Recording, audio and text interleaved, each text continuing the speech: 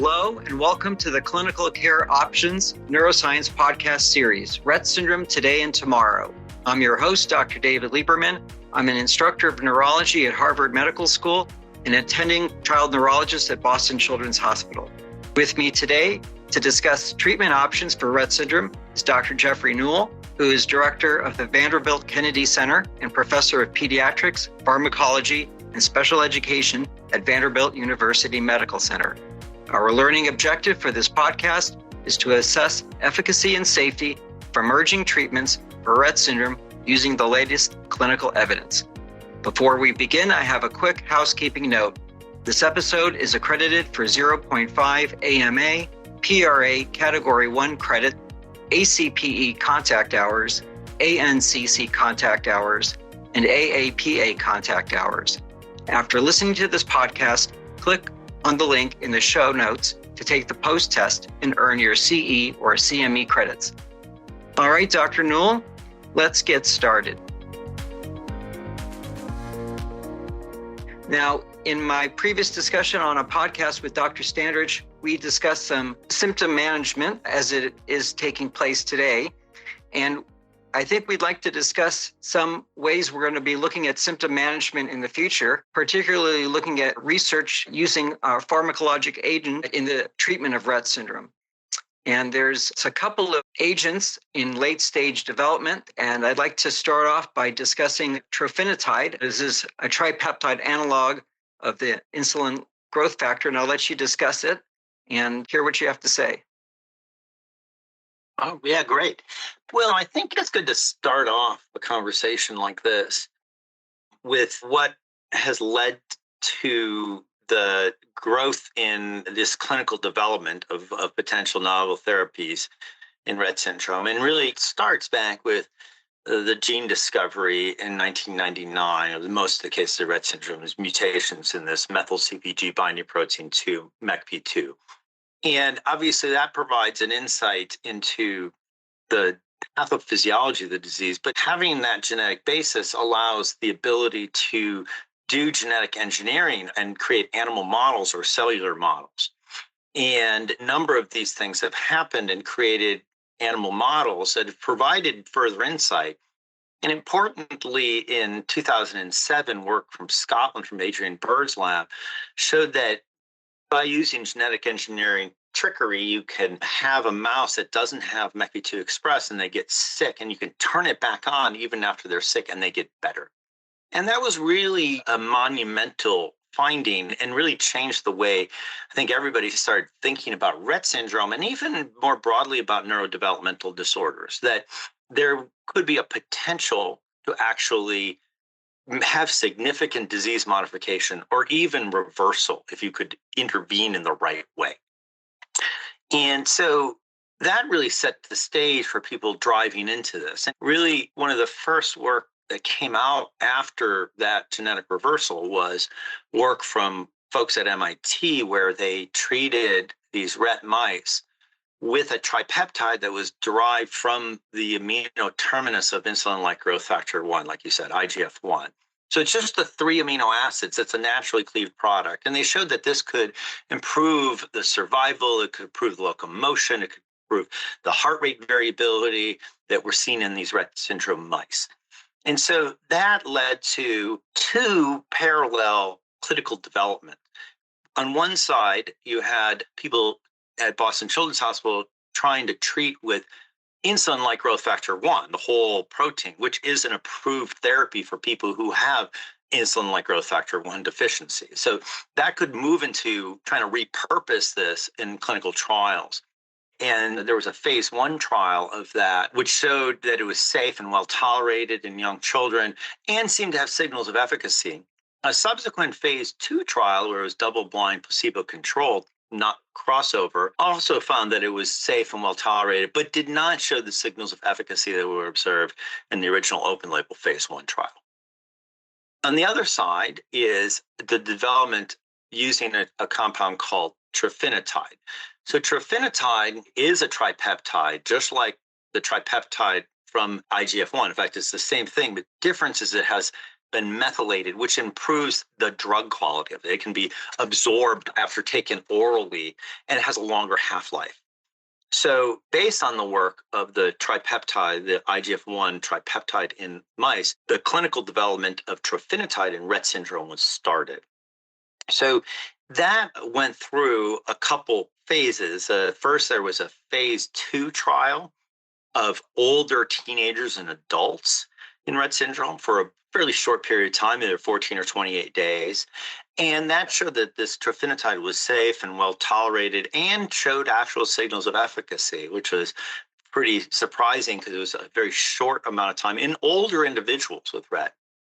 Subsequently, another phase 2 trial was conducted with trofinetide, but now this time in children, a pediatric population, a little longer duration and higher doses. And that showed that it was safe and tolerated and showed clear signals of efficacy.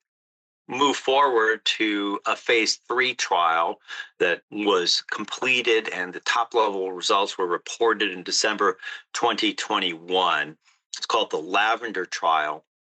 And this used treatment of people who were 5 to 20 years old with a single dose of trofinetide or placebo, both given orally in a liquid solution, either by mouth or by G-tube twice a day. And it lasted 12 weeks. And the results were that people showed improvement that was judged by a clinician-rated scale called the Clinical Global Impression of Improvement, and a caregiver scale, which is called the Rett Syndrome Behavioral Questionnaire, or the RSBQ. Those were the co-primary endpoints. Both of those showed that people on trofinetide were statistically better than the people on placebo. So that's the top-level results. There's a secondary outcome that was a communication, a nonverbal communication scale that the caregiver completed. That also showed that people on trofinetide did better than the people on placebo. So that's the top-level results for the LAVENDER trial. So I know there's an ongoing open-label DAFFODIL trial involving 14 girls aged 2 to 5 with Rett. I think they're planning to look for a total of 26 months, and they're looking at a period of time of 12 weeks, which is the same length as the phase 3 LAVENDER trial. And then they'll do another period of 20 weeks or so to look at long-term effects of trofinetide. And I know they're looking at some safety endpoints and some secondary endpoints like the CGI severity scale, the CGI improvement, and the childhood neurologic disability scale. And there's just been some preliminary reports at the Child Neurology Society meeting that showed there was some markers of clinical improvement by both the CGI and the childhood neurologic disability scale. I understand that trofinetide was just recently approved by the FDA. Yeah.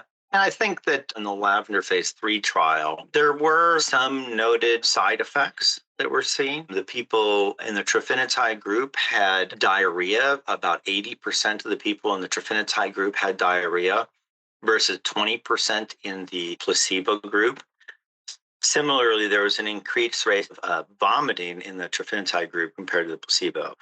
Most of the cases that were reported for these adverse events like diarrhea and vomiting were in the mild to moderate range. There was no mortality in either group. There was nothing in that level. So the diarrhea and nausea and vomiting, which was present at higher rates in the trofinetide, is similar to what was seen in the previous phase 2 trials, that those were the higher level issues related to diarrhea. But yes, you're right. Trofinetide was just recently approved by the FDA for use in Rett syndrome.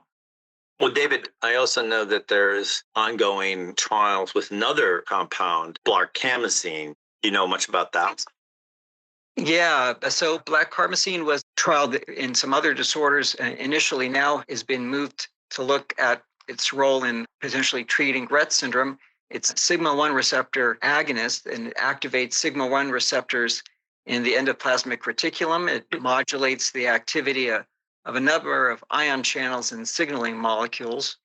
And some of its targets are inositol phosphates, protein kinases, and calcium channels. And it helps to modulate calcium homeostasis and mitochondrial function.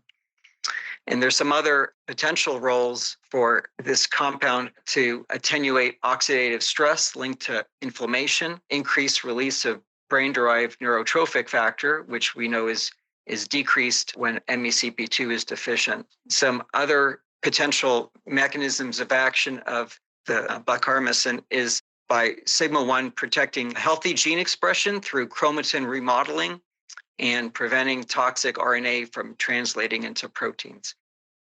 But what was done in studies initially in the US, there was a phase 2 safety, tolerability, and efficacy study. It was in adults. Patients were 18 to 45 years of age. They had to have classic Rett syndrome. They were treated with the compound for 7 weeks. I think there were a total of 25 patients. The primary endpoint was safety. Secondary endpoints were the Rett syndrome behavior questionnaire, the ADAMS scale, which is an anxiety, depression, and mood scale.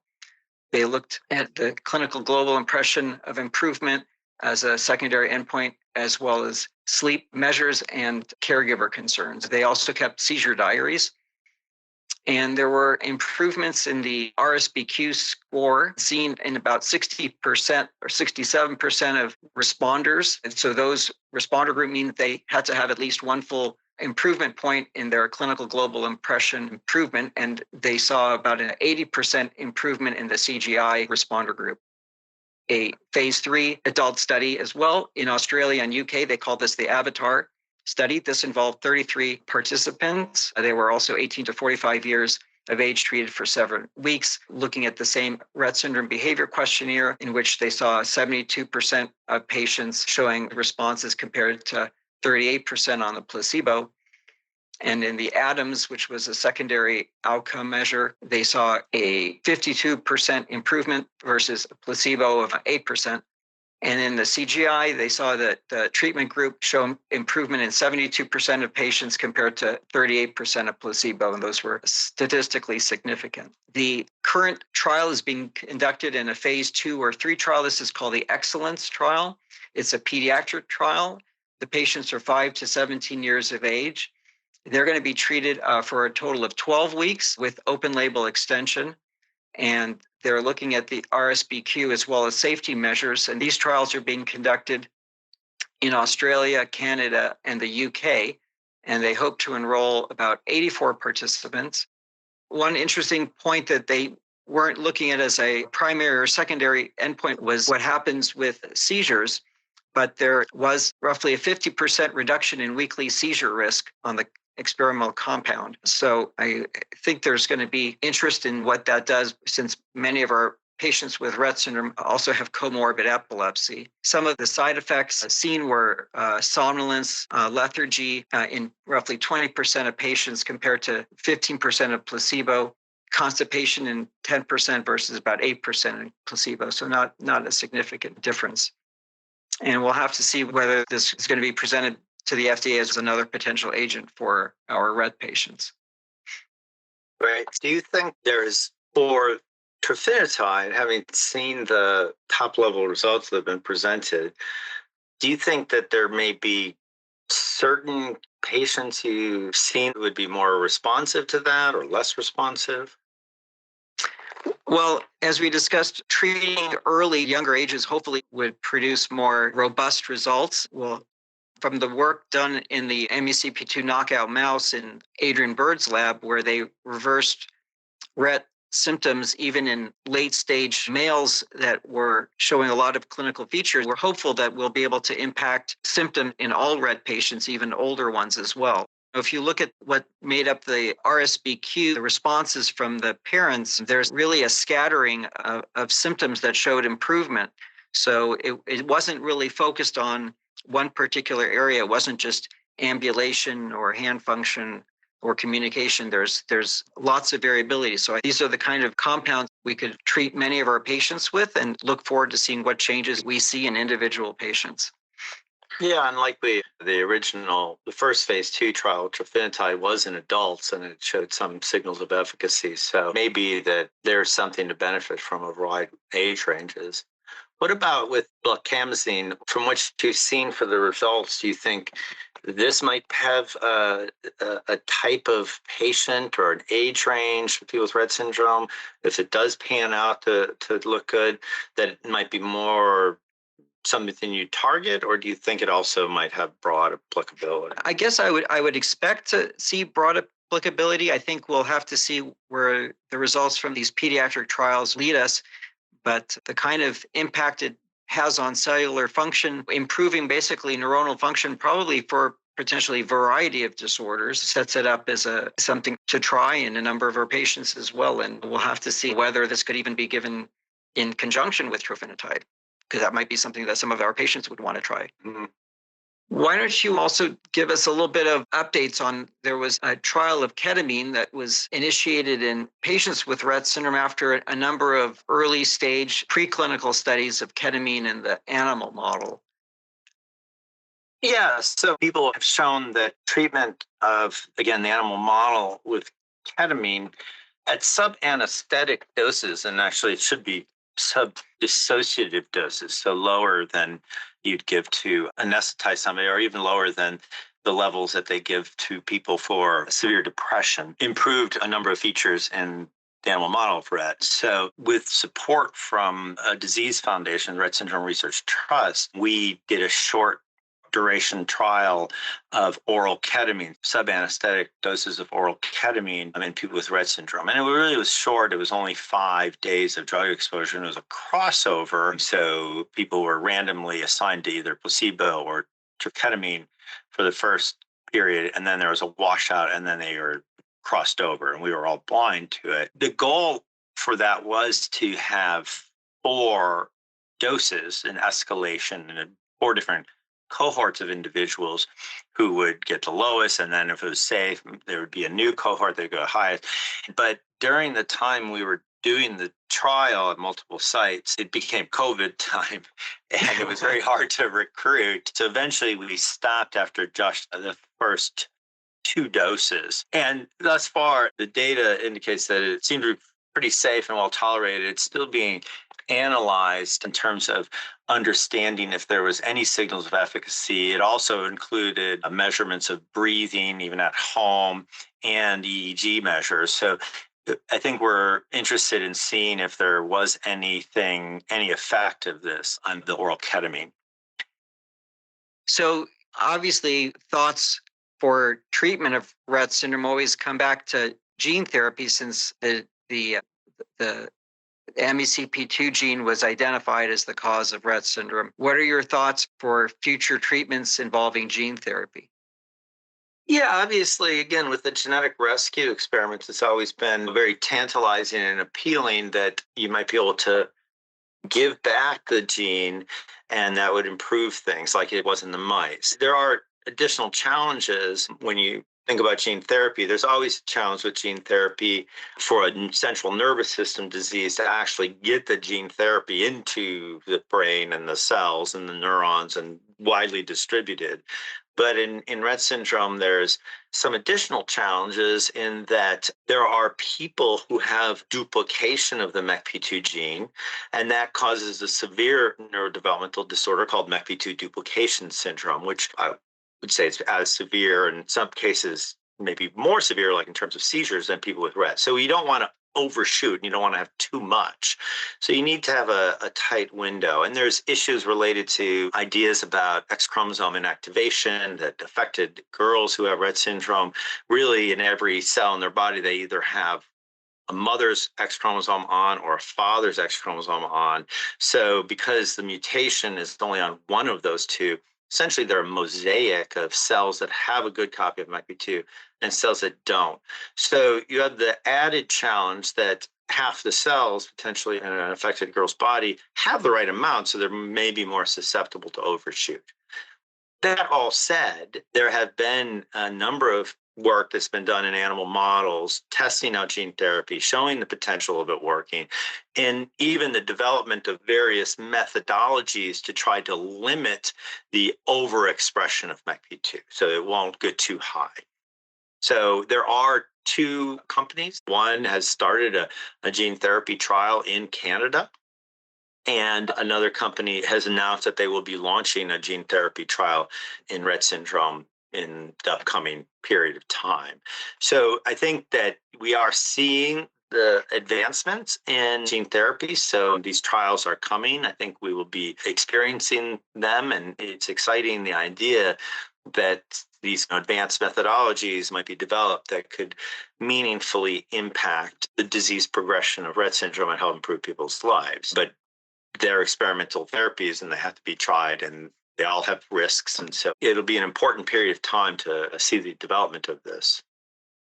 Yeah, the pace of clinical trials in Rett syndrome in the last few years is something that's remarkable to see in a neurodevelopmental disorder. There's just been a lot of interest in Rett and a lot of possibilities for clinical improvement. It really speaks to the power of being able to develop these genetic models of cell and animal models, because it gives the opportunity to try things out. I think there are work being done in these models exploring the idea of reactivation of an inactive X chromosome that might have the good copy of the MECP2 gene. We're looking at other drugs that allow read-through of types of mutations like nonsense mutations, things like gene and RNA editing. And all of these things are being evaluated preclinically in Rett syndrome. I think we're going to continue to see development using a variety of approaches and methods. So I really feel like there's a lot of potential for things to be changing in terms of our management of Rett syndrome. As we discussed, we are seeing a successful clinical trial in Rett syndrome kind of pathway on how to continue to do the evaluation. So we might have new drugs available to help people, and we might have continued clinical development of other things, therapies that might continue to move along that path. So I think it's a very exciting and hopeful time. All right. Thank you very much for joining me today, Dr. Neul. We've covered a lot of exciting information, and thank you to our listeners for tuning in. We hope this podcast has enhanced your understanding of emerging options for Rett syndrome. As a reminder, to earn credit for this podcast, click on the link in the show notes. If you haven't already listened to the first 2 episodes in this series, be sure to check them out on the Clinical Care Options Neuroscience podcast channel. Thank you for listening.